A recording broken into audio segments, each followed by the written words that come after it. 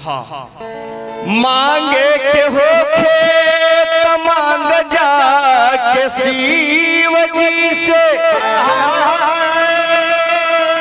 केहू अपन चीज केहू के देना ही चाहेला भागा धूर जिनका खाती मोती चूर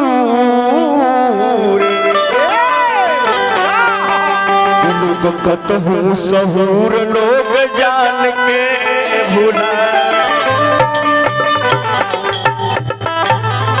आशीष सिंह जी की तरफ से बहुत बहुत पुरस्कार आए रहे, हार्दिक हार्दिक अभिनंदन बा।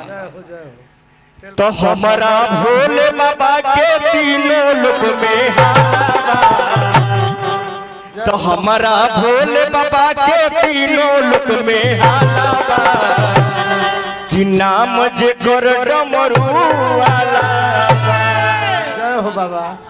तो हमारा भोले बाबा के तीनों लोक में हाला, नाम जे कर डमरू वाला। हमारा भोले बाबा के तीनों लोक में हाला, तो हमारा भोले बाबा के तीनों लोक में हाला, नाम जे कर डमरू वाला।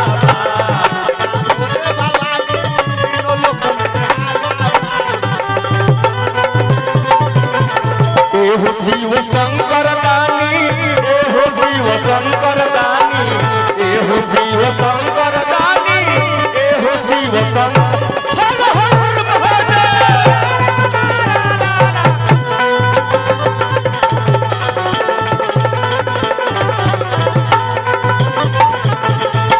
हमारा भोले बाबा के तीनों लोक में हाला,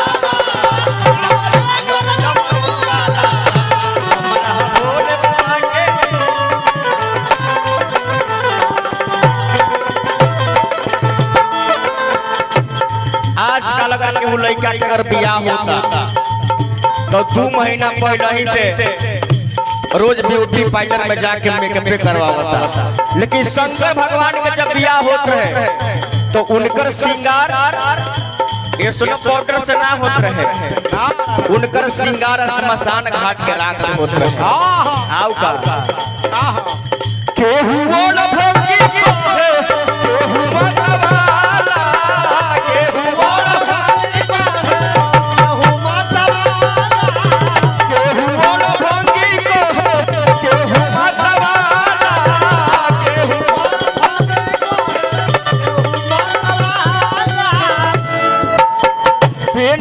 महादेव कहली तो खोबे के काला, पेन्हले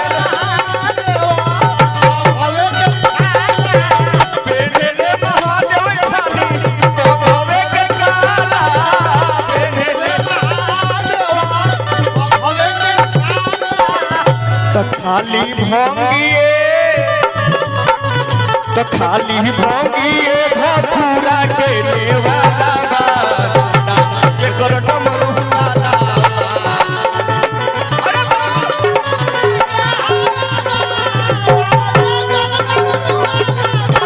खाली भोंगिए भखुरा के लेवाला, नाम जे कर डमरू वाला।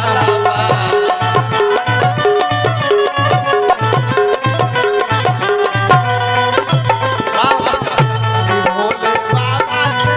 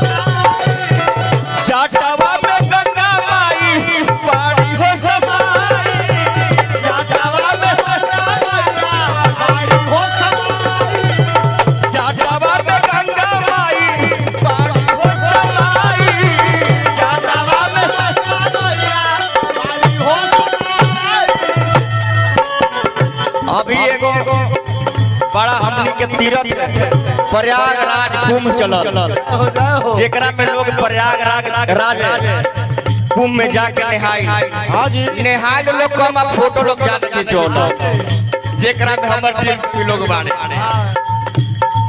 लेकिन सही बात बा कि मन चंगा तो कठौती में गंगा मानी का देव ना का पत्थर। हम कुंभ नहीं गए, मेरा कर्म ठीक रहेगा तबे कुंभ हो जाए तो पता होला। तो प्यास है हमको के मौसम की प्रेम